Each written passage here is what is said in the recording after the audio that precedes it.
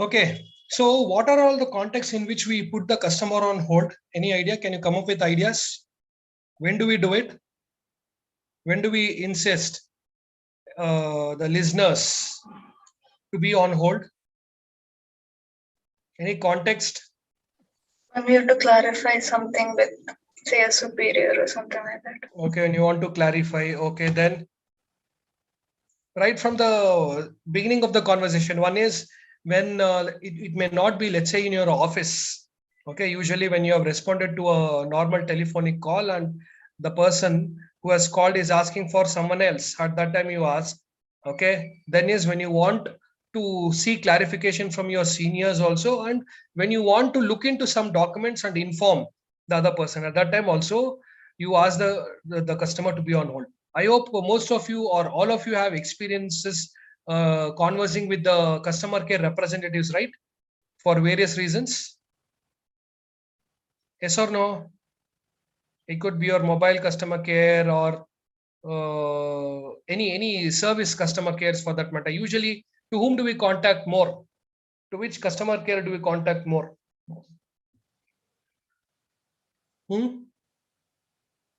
Let's say when you have bought a new product and if you have any complaints against it, okay, be it for Amazon, Flipkart, or any customer care for that matter, you use the customer care contact to file complaints or to seek clarifications, and and whenever your ATM card is blocked or for various reasons we contact customer care, and many a times these customer care representatives put your call on hold because they need to seek clarifications, they need to look at your documents online and then respond to you.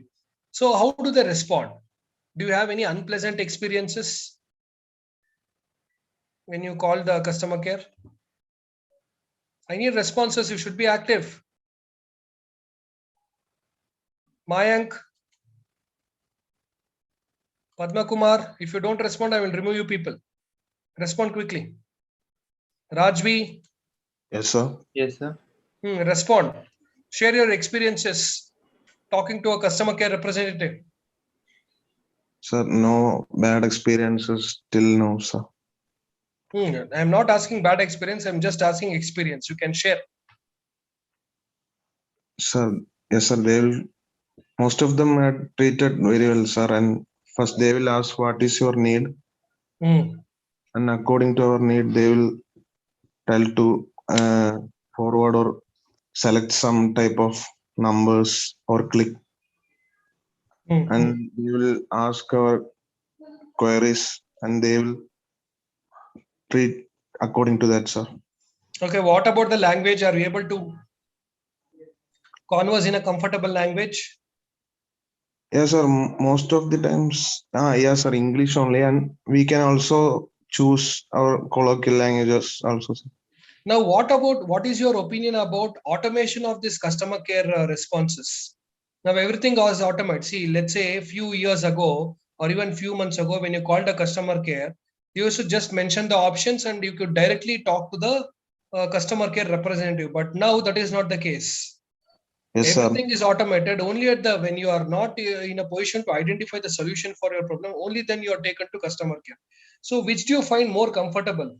Responding to or getting message through automative response or through customer care representative?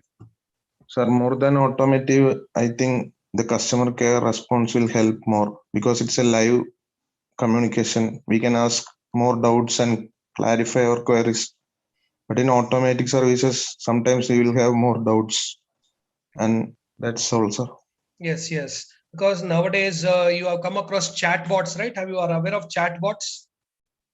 Chatbots. The Not moment that. you open any website, there will be a message pop up. So those are called as chatbots. Okay, sir. Okay. Yeah, yeah. Most of the answers they will have standard answers to the questions, FAQs.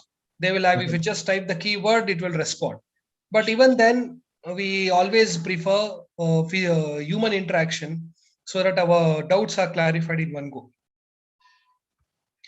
Yes, Okay. sir. Okay, so the moment you start the conversation, they will say the message or this call is being recorded. And if you're okay with it, we'll proceed with it. So why do you think that it is recorded? Do you know the reason for recording? So I guess there is any scam happened. Hmm. They should be It's, aware. it's not just scam, it just says training purposes. Okay, sir. Okay, they say it is for training purpose, and many later we customers may complain that the customer care representative guy misguided us. So as a proof, they may require it. Okay, so these basic things you know that aid regarding how, and even when you are in a position to put a customer on hold, so you should be polite and you should respect the person on the other side, and you should not make them wait for long. Okay, if it is taking too much time for more than 1 minute or 2 minutes, you should inform them that you will call them back. Okay, so these are basic courtesies or basic soft skills that you need to possess. However, we'll go through this in detail. 8 rules for an effective on old message script. So this is one such example that they have shared here. Mona Shaw was so livid, she took a hammer to her local Comcast office and smashed up computers and keyboards until her arrest. What inspired such violence? Shaw had spent days grappling with inferior customer service, only to be left without internet, television, or phone, and without any idea if or when these services would be reinstated. So, have you ever come across such experiences, bad experiences? Have you ever assessed your temper when you don't have electricity and when you don't have internet connection? Yes or no? I need responses. Yes, sir. Yes, sir. Share your experience. When is that you have lost your temper due to faulty customer care or due to lack of response from the customers, from the service representatives? Sir, I think when they promise something and they do the complete opposite, is when it's very annoying. And when they don't know how to communicate properly, like you're telling them what your issues are, but they're not able to, either they're not able to render it properly or they are not able to explain how they can fix the problem. So I think sometimes that, we lose our patience to something like that. Okay, so have you ever tried calling a government customer care number? Any one of you? Government customer care number, be it BESCOM or electricity supply or BWSSB water supply.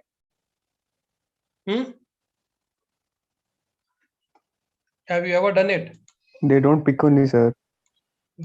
Only police will pick. Only 100. That customer care is very active and prompt.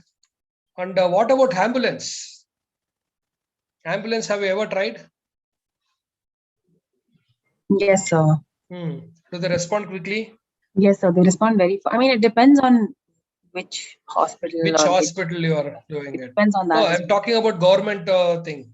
108. No, they take time. Yes, they take plenty of time. They take a So lot. why you should be aware of all this is, see, always keep one thing in mind. You should be well prepared for emergencies. Let's say you should know whom to contact in case of medical emergency, which hospital. You should have that mobile number with you. Okay, immediately, or you should at least rush them to the spot. Okay, you should not wait for the ambulance to come. See, if it is if you are commuting on a what do you say traffic area, then you require ambulance. Otherwise, it's always better you take them or the patient to the nearest hospital which has ICU facilities, and you should plan. You should keep it in mind because it will be helpful to you at in an emergency. See, 108 many a times even I have tried for various purposes. They don't respond. They will just say we are coming. They will take half an hour, 1 hour. In case of medical emergency, the response should be within half an hour, or treatment should be within half an hour to 2 hours max. Many times people undergo stroke, right? Especially elderly people. Okay, when they are suffering from this stroke, neurological stroke, there is a particular medicine which has to be injected within 2 hours. Only then they will recover. Otherwise, they will go to coma. So always keep this one thing in mind. During these precious hours, make a note of emergency numbers whom you have to contact. Okay. When it comes to most of the government customer care, the option of hold does not apply because most of them don't receive it. That's why many people find it difficult to interact with the government representatives. That's why stage by stage, every day, everything is being privatized. See, in future, in another 1 or 2 decades, except the defense forces or the security forces, police forces, everything will be privatized. So in a way, we should find a golden mean between Sir, the isn't government. like defense already privatized in several parts of the world? Like Which defense? Huh? defense, yes, sir. Military and all that, like private No. military contractors. The production is privatized. Production of military weapons, those things are privatized, but soldiers, officers are directly No, appointed by sir. the government. There's like organizations where like soldiers who sort of came out of the army early or navy early get recruited in these organizations, so that if there are international tensions and the country itself can't intervene, they can send these private military contractors to intervene. No. I have not come across any such. Are you aware of any such organization? There are a lot of private military contractors. I don't know the names, but I do know that there are quite a few of them, especially in the Western countries. Private military contractors are quite prevalent. Okay. But I am not aware of it. But governments will not depend on them because private military contractors they may not have affiliation towards one country, right? Whoever pays them well, they will move on to that. They will proceed towards that. They will have soft corner towards that. So what I understand from what you said was out of the armies, nation armies, the international organizations like United Nations Peacekeeping Force or United Nations other organizations, they will select few and train them, and they will have one name. Okay, like a peacekeeping force. We have it in Afghanistan and even in Middle East and in some other war-ridden countries. There, people across nations are selected, soldiers across nations are selected, and then a contingent is formed, and then they are placed there to ensure safety. So those kind of things is there where there is a monitoring by some government agency, but completely owned by private security agencies are there, which provide security for our apartments, commercial complex. Those things are okay. But when I am talking about protecting the nation, protecting the state, that should not be privatized at all, because it leads to a lot of complications. Yes. Okay. So as I told you, you should be aware of the pros and cons of this customer care also. Let's say at least for the sake of practice, we should try. Okay, how will these people respond in case of emergency? Okay, you should just keep on, and it will enhance your communication skills also. Okay, when you talk to people, okay, when you ask, even if you know about it, you just ask them for better clarification. Okay, let's say you bought a new product, new mobile phone. From today onwards, there is a Amazon sale. So you can call the Amazon customer care or even chatbot, just interact with it. Okay, we'll get to know in depth. Okay, so this is an example of one such. Many times I have come across a lot of memes in social media about this Airtel customer care surveys or Airtel network issues. Okay. Nowadays, it's prevalent with other network issues also. So here, what this example of Monasha is that she came with a hammer to the office and destroyed the computer and other equipments there. Why? Because of poor customer care. Though her manner of getting attention was extreme, Shaw has become a sort of hero for frustrated customers everywhere. Because the truth is, while her actions may have been exceptional, her feelings weren't.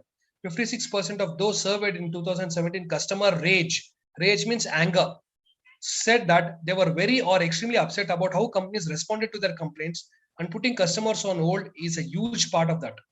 When you have to put a customer on hold, you are playing with fire. But what's a live chat agent to do? We often ask customers to hold so that we can better serve them. But how can you do that without inspiring livid rage with them? See, I think you have come across memes in Kannada related to when a person talks to Airtel customer care and says that his phone is blocked, his number is blocked, and he starts talking in abusive language, then the customer care representative says, I will block your number. Then he says, go block, I will buy another number. Okay, so this kind of customer rage, we are very much aware of it. Okay, but how to overcome this? Because there are also words on social media not to be angry with the customer care representative, because they are just employees like anybody else. They are common people and they do not know, and they don't have any control about the decision making.